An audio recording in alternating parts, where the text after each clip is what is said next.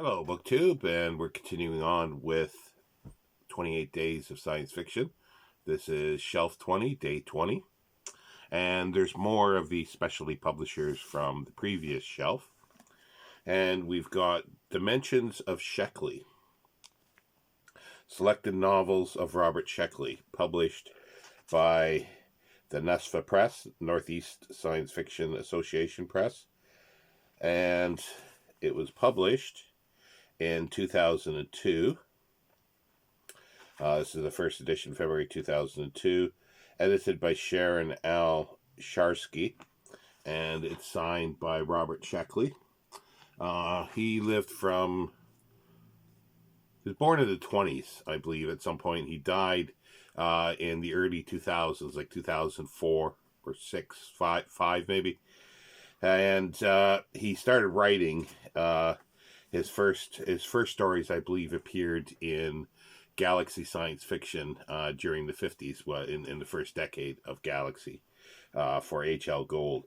And this contains his first novel, Immortality, written in 1958, and to Minotaur Maze, a novella that appeared only in a limited edition in 1990.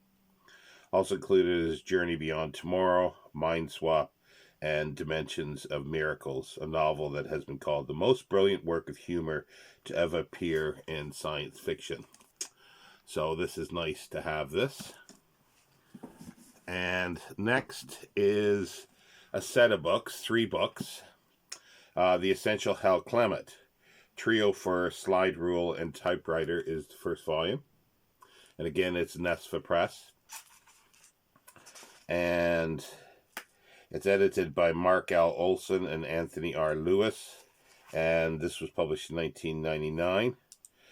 This is a bit of a damaged copy. The corners are dinged. But it is signed by Hal Clement, Harry Stubbs, whose real name it was Harry Stubbs. And it includes... let's see, what does it include here? It includes Needle, Ice World, and Close to Critical. Introduction by Poul Anderson. And the artwork on these are actually astronomical art by Hal Clement himself, Harry Stubbs. And there's a better edition or a copy of the Volume 1 because it all came together in a set. But it's not signed, this one. So it's too bad the damaged one is signed. Now we got Volume 2, Music of Many Spheres, also by NSFA Press, and edited by Mark L. Olson and Anthony R. Lewis. And this is a collection of short stories, and it has an introduction by Ben Bova. And it has about 15 short stories. I haven't counted them. Not in chronological order, but a range of stories. And Volume 3, called Variations on a Theme by Sir Isaac Newton. Again, the artwork is by Hal Clement.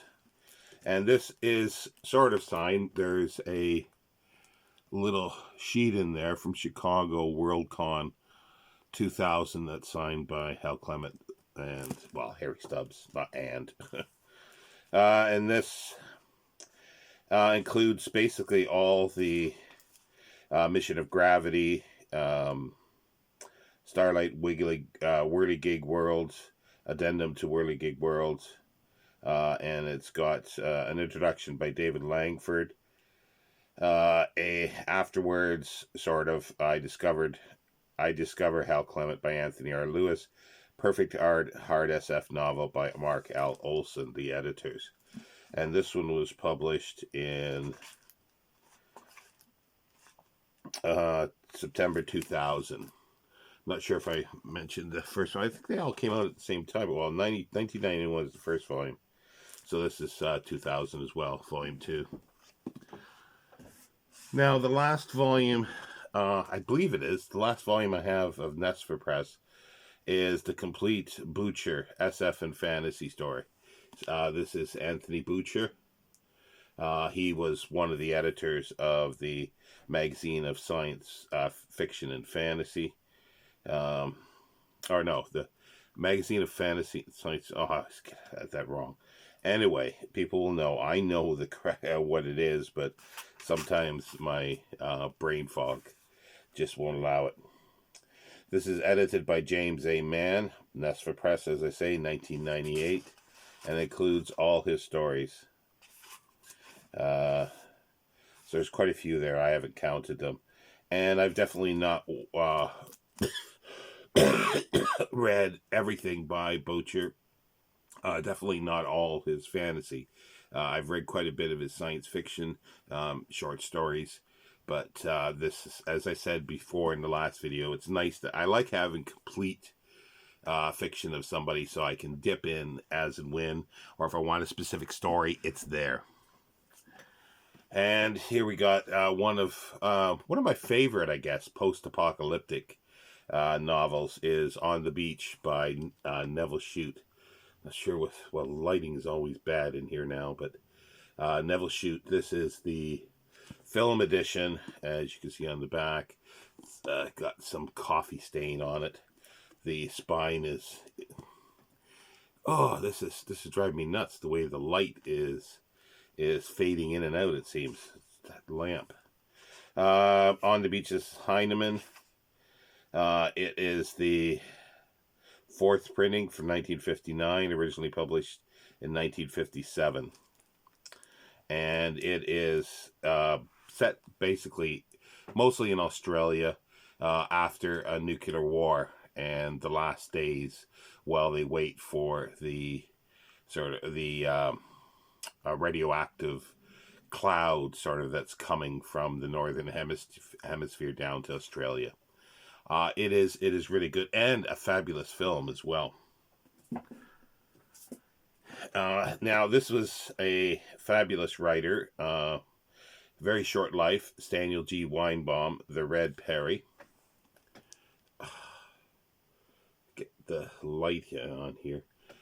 It's wonderful. It's one of the early sort of specialty science fiction publishers, and which is the Fantasy Press. This is 1952, and this includes The Red Perry, Proteus Island, Fight on Titan, Smothered Sea, Redemption Carrion, A Brink of Infinity, Shifting Seas, and Revolution of 1960.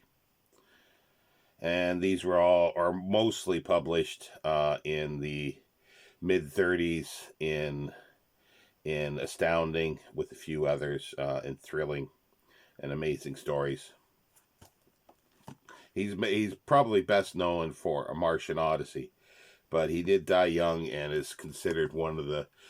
basically, his ideas have been used and reused in science fiction ever since. But that's a wonderful artwork, if I can... Yeah, that's better. Well, no, it was. Don't know why the lighting's so bad today. This is worse than usual. And I fiddled it with a long time, and I can't get it better. Jacket designed by John T. Brooks. It says design, but the artwork, I'm never sure, because I've seen things saying the design is by so-and-so, and then the artwork is by somebody else. So somebody says, oh, this is what I want on the cover, go draw it. Okay, here we got Judith Merrill, a very good science fiction writer earlier on, during the 50s and 60s and so forth. This is Shadle on the Hearth. It's a post-apocalyptic novel as well. It's after a nuclear war. This is the British edition, Sedgwick and Jackson, published in 1953. And it's really good. It's really cool artwork on the cover too, if you can sort of make that out. I got this with a bit of a collection of about 4 or 5 early early-ish 1950s British science fiction novels that were in pretty good shape. No, it doesn't tell me who the cover artist is, but there you go. Judith Merrill also, she moved to Canada, and she, I think it was in protest of the Vietnam War. And when she died, she left her science fiction collection to create a library in Toronto, and it's called the Judith Merrill Collection, and it's still thriving. Here we got a book club edition of Dennis Wheatley's Star of Ill Omen. Oh God, the lighting is horrible. I'll have to see if I try to fiddle with it again and see if I can do anything. And this is a book club edition, but it still has a wonderful cover. Oh, it doesn't have a year on it, and I can't remember when this was published, in the 50s. It's not one that I've read of his, and I haven't read too many Dennis Wheatley's, but as I say, this all came as one batch. Not all. There were a couple, I think, science or a couple book club editions, but the rest were proper editions or regular editions. And here we go. The World of A, the science fiction adventures by A.E. Van Vogt, and I love the cover, and it goes over onto the spine. This is a sequel, basically, to The World of A, and this is Simon & Schuster, 1948. So this is first edition. It's got a bit of a cocked spine, but yeah, it's A. Van Vogt is a writer that I do like, and I've been trying to sort of collect everything he's done to do sort of a chronological read through. It started a couple of years ago with getting a whole bunch of science fiction paperbacks, and I really enjoyed dipping back into him and thought I'd like to do a more detailed survey of his writing, especially looking at how the stories were published originally and how he adapted them into novels and the same story over several times and changed things. Now we move on to a writer that I really, really like, and I do want to read through everything of his again, because for the last 10 years of his life, or his writing life, or maybe 15, I had lost track, and I never read anything by him during that time. So, and that's James P. Hogan. And this is the Endgame Enigma. It's a hardcover. Let's see here. Bantam Books, published in 1987. This is sort of a near future. Yeah, it says it's in the near future. With its power and influence on the wane, the Soviet Union has launched a new technological wonder into orbit around Earth. I really like it. I like his writing.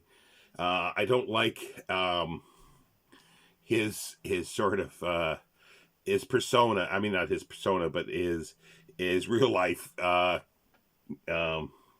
character. Like, I don't like his biography so much, but I do like his writing, despite everything.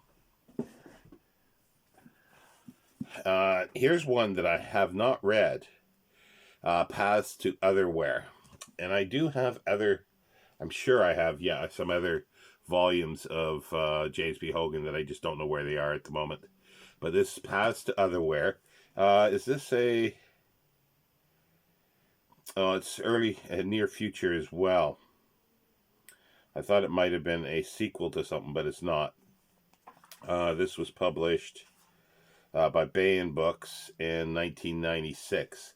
So somewhere, around the sort of early 90s, I sort of lost track of James P. Hogan.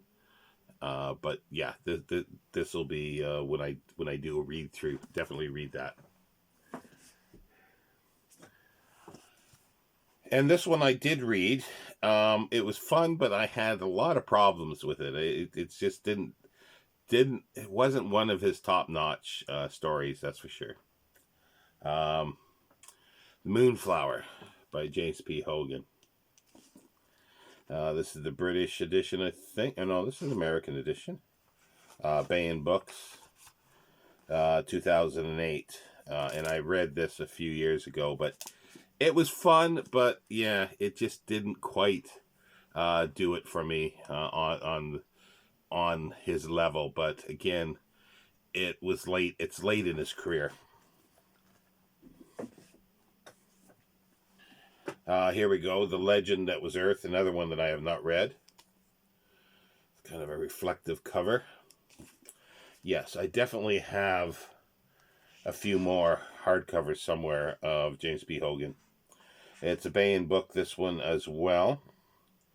And this was published in 2000, and it's one that I have not read as of yet. But I picked these up very cheaply in the hopes of doing a read-through. And here's one that's young adults, Outward Bound. I think it says author Bug Park. I think that's probably where I left off reading him. I think I remember that coming out, and I never read it. And I never read the fifth book or the fifth book of the Giants series. This is a Tor book. This was published in 1999. And it's young adult. It says at this time he's author of 14 novels. Let's see. 15-year-old Lynn Moraney, I guess, is from the wrong side of 22nd century's LA's tracks. So yeah, so it is I think it was written. Yes, it's for a series. It's Outward Bound is the sixth book in the Jupiter series, one of the most enjoyable series being written in the genre today. Patterned after inspiring coming-of-age novels by Robert Heinlein and Isaac Asimov used to write. So that's one of the volumes. Oh. Now we go to Harry Harrison, 50 short stories for 50 years, 50 and 50. Nice cover. This is published by, this is a Tor book. I had it signed by Harry Harrison. And it's a collection of short stories, 50 of them, as I say. And he's a writer that I do like, but I've not read everything by him. And I do remember reading books that I go, that wasn't the greatest. But then there were some that were really good. Like Make Room, I really liked. And some of his short stories. But this will be nice because it's a sort of survey. It says from his first sale in 1950 to his work this year. So this is was published in 2001, so 2000. So this will span his whole career in short stories, which is cool. Now, the other series, which I've not read at all, I've only read the first two, is the Eden series. Let's put those down. This is volume 1. This is West of Eden, a novel, and it goes right around on to the back. So it's a full. It's a the artwork goes right around, wrap around.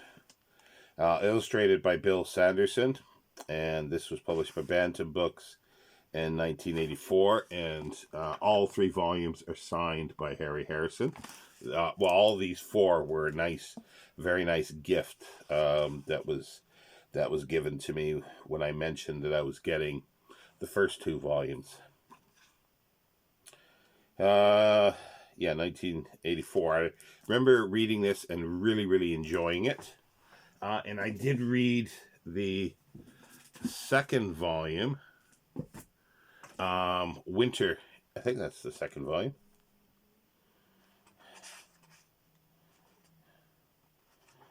I'm pretty sure this is the second volume.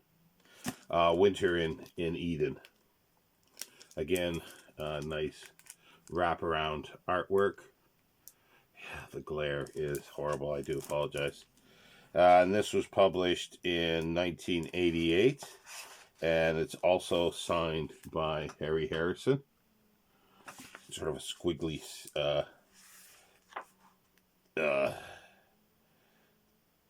squiggly signature. But yeah, it is book 2 of West of Eden. And then we've got the final volume, Return to Eden. This one I know I have not read. So, and I remember vaguely the others. So this is something that I will sit down and read through all 3 books. This is Bantam again. And this is 1988 as well. Also signed by Harry Harrison.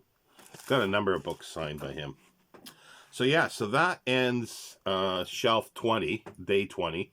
And tomorrow, for day 21, shelf 21, part of it will revert back to nonfiction because there are a number of, it's the bottom shelf on the bookcase, and there are a number of large books that are biographical for science fiction writers. So we'll get to those shortly.